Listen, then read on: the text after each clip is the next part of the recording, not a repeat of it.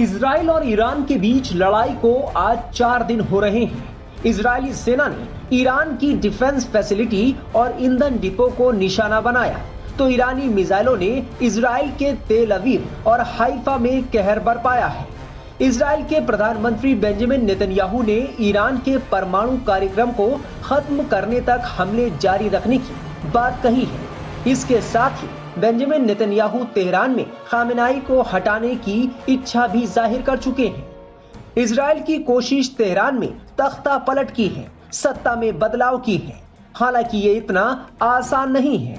अगर Israel Tehran में कोई हलचल करने में कामयाब भी हो जाता है, तो भी इसकी कोई गारंटी नहीं है कि ईरान में चीजें उसकी मर्जी से होंगी। ये अपेक्षित था, क्योंकि इजराइल के जो पिछले 36 घंटों से या 48 घंटों से जो हमले होते रहे हैं ईरान के ऊपर, वो उसके लिए हमें ईरान की सरकार ने अमेरिका को दोषी ठहराया है। कहा है कि ये अमेरिका की साझेदारी के बिना ये हमले नहीं होने थे। और हालांकि ट्रंप साहब ने ये दबाव डालने की कोशिश की है कि अगर ईरान समझौता कर लेता है तो कुछ उसके जो प्रतिष्ठान हैं, न्यूक्लियर इंस्टॉलेशंस जो हैं, वो बच जाएंगे इजरायली हमलों से, वरना तो सारा कुछ नेस्तनाबूद होने वाला है। इसको ईरान ने अपनी तरह से खारिज कर दिया है। और अगर सीधे सीधे कहना चाहें तो अगर इस समय ईरान अमेरिका से वार्तालाप करता तो वो दबाव में किया गया वार्तालाप होता कि इजराइल के हमलों की वजह से ईरान डर गया है और वो अमेरिका के साथ एक आसान सी संधि करने के लिए तैयार हो गया है, अपनी शर्तों से हट करके।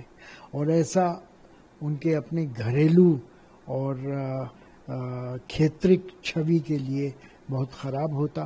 तो ये जो ईरानी विदेश मंत्रालय का वक्तव्य है कि अमेरिका के साथ वार्तालाप का इस समय कोई मतलब ही नहीं है, ये इसी परिप्रेक्ष्य में देखा जाना चाहिए।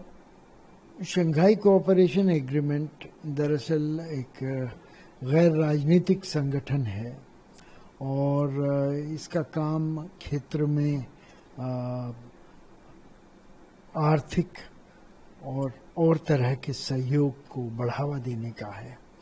लेकिन इसने एक निर्णय लिया है कि ईरान को एक समर्थन दिया जाए इजराइल के विरुद्ध, और ये भारत को स्वीकार्य नहीं है, क्योंकि इजराइल की निंदा करने का कोई औचित्य भारत को नज़र नहीं आता। इस समय भारत ने शांति की अपील की है, प्रधानमंत्री ने खुद बात की है इजराइल के प्रधानमंत्री से इस बारे में, और विदेश मंत्री ने ईरान के विदेश मंत्री से बात की है। और एक स्पष्ट वक्तव्य में ये कहा गया है कि शांति के लिए और डिप्लोमेटिक ऑप्शंस को एक्सप्लोर करना चाहिए और दोनों पक्षों को बातचीत से इस मसले को सुलझाना चाहिए। तो इस परिप्रेक्ष्य में अगर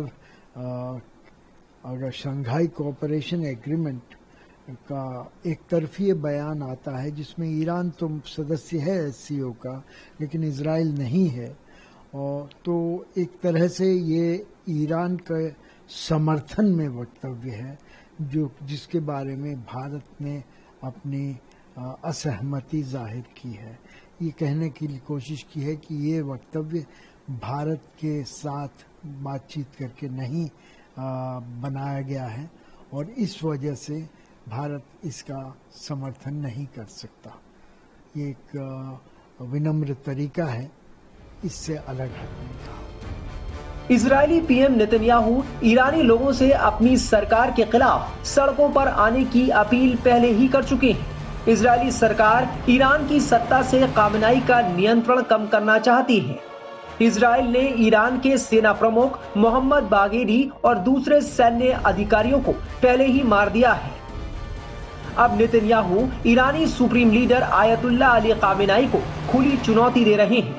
इजराइल के हालिया हमलों से भारी नुकसान हुआ है। उसकी कई अहम न्यूक्लियर फैसिलिटी इस हमले का निशाना बनी है। वहीं ईरान के कम से कम 9 परमाणु वैज्ञानिकों की मौत इजराइल के हमलों में हुई है। इससे ईरान शासन को बड़ा झटका लगा है। बहुत ही चिंताजनक बात है, क्योंकि इजराइल ने पहले भी जो वहां पर पश्चिम एशिया में जो किसी भी देश ने अगर प्रयास किया है न्यूक्लियर वेपन्स को या न्यूक्लियर एनरिचमेंट को करने का, तो उन्होंने उसके विरुद्ध ये अटैक्स किए हैं, हमला किया है। इराक के विरुद्ध किया था, सीरिया के विरुद्ध किया, परंतु ये जो अभी कल और आज किया है ईरान के विरुद्ध, ये सबसे बड़ा हमला है। और इसमें बहुत सारे उनकी जो न्यूक्लियर फैसिलिटीज हैं, मिसाइल फैसिलिटीज हैं, उनके जो सीनियर कमांडर्स हैं आर्मी के, उनको सबको उन्होंने ध्वस्त कर दिया है, नेस्तनाबूद कर दिया है। तो बहुत चिंता का विषय है। जो अगर ये जो युद्ध है ये बढ़ता है और भी देश इसमें इन्वॉल्व होते हैं, तो पूरे विश्व के लिए ये बहुत चिंता का विषय होगा। अभी पहले रूस और यूक्रेन का युद्ध पहले भी चल रहा है, और इजराइल में हमास का युद्ध गाजा में पहले ही चल रहा है। तो ये अगर होगा तो इसका पूरी विश्व की शांति पर और अर्थव्यवस्था पर बहुत ही बुरा असर पड़ेगा।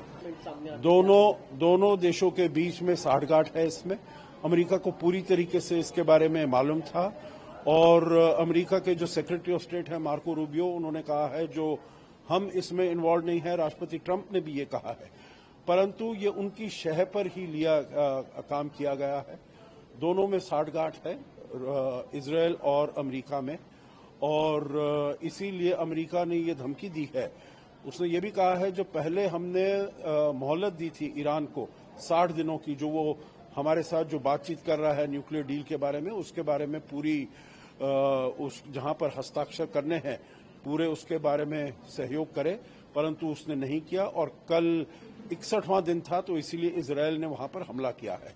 अभी भी चेतावनी दी है जो वो जल्दी से जल्दी इस न्यूक्लियर डील पर दस्तखत कर दे, हस्ताक्षर कर दे, नहीं तो उसका हाल और भी ज्यादा खराब होने वाला है। कोई भी देश, चाहे वो अमेरिका हो या इजराइल हो या और भी इस क्षेत्र के कोई भी देश हो, नहीं चाहते हैं जो ईरान के पास न्यूक्लियर वेपन्स आए।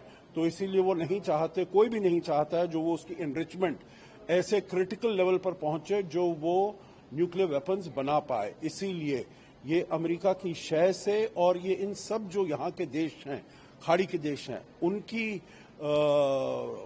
रजामंदी के साथ ही मेरे विचार से इजराइल ने जो हमला किया है ईरान के ऊपर, ये उन सबको सबसे बातचीत करके ही ये एक्शन लिया गया है।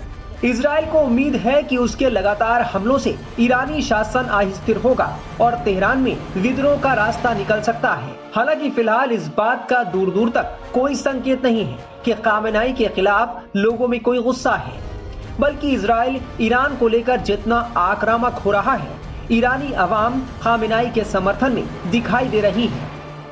मेरे ख्याल से इसमें नया कुछ नहीं है, केवल नया यह है कि हुआ कब। ये होना था, अभी नहीं होता था, 1 साल बाद होता, 5 साल बाद होता, ये सिचुएशन आनी थी। 1 सेकेंडली, ट्रंप और अमेरिकन डिप्लोमेसी और मिलिट्री का रोल, बॉटम लाइन अमेरिका की ये है कि वो इजराइल के साथ खड़ा रहता है। चाहे जितनी मर्जी डिबेट्स हों, डिस्कशंस हों, फोन कॉल्स नहीं कर रहे ट्रंप और नेतन्याहू से रुस रखे इन अ वे, बट बॉटम लाइन एंड में जाके अमेरिका इजराइल के साथ ही होता है।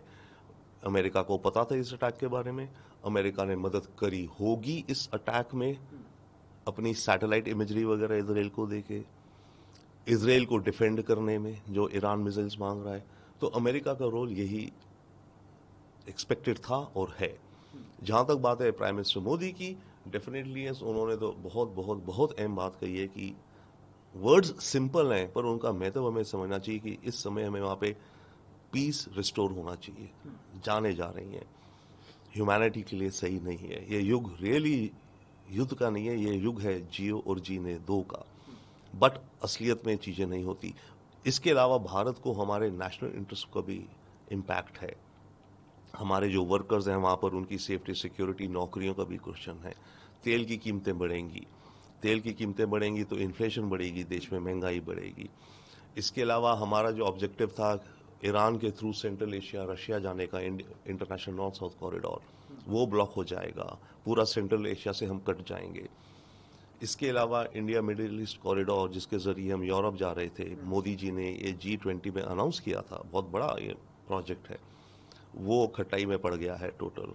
इसके अलावा इस सब उथल पुथल के बीच में चाइना को मौका मिलेगा इस इलाके में अपनी गेम्स खेलने का।